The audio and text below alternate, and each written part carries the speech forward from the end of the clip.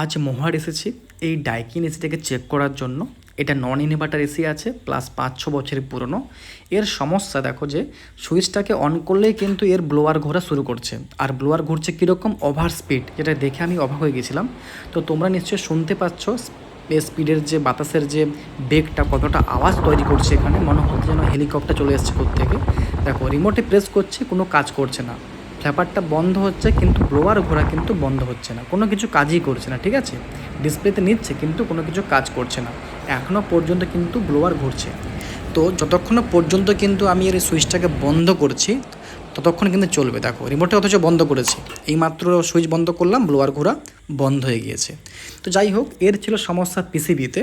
তো পিসিবি খারাপ ছিল, তার জন্য ডাইরেক্ট হয়ে গিয়েছিলো। আমরা বাইরে থেকে পিসিবি রিপেয়ার করে এনে আজকে লাগিয়েছি। দেখো এখন লাগানো হয়েছে, তবু টেস্টিং করছি যে সব ঠিকঠাক আছে কি না।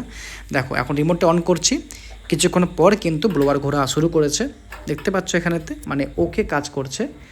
আর আগের মতো সুইচ দিলেই যে কাজ করতো ওটা হচ্ছে না, এখন সব ঠিকঠাক কাজ করছে। ব্লোয়ারও নর্মাল যে স্পিড সেটাতেই ঘুরছে, আর 3টে স্পিডে কাজ করছে, লো মিডিয়াম হাই, কোনো কিছু অসুবিধে নেই।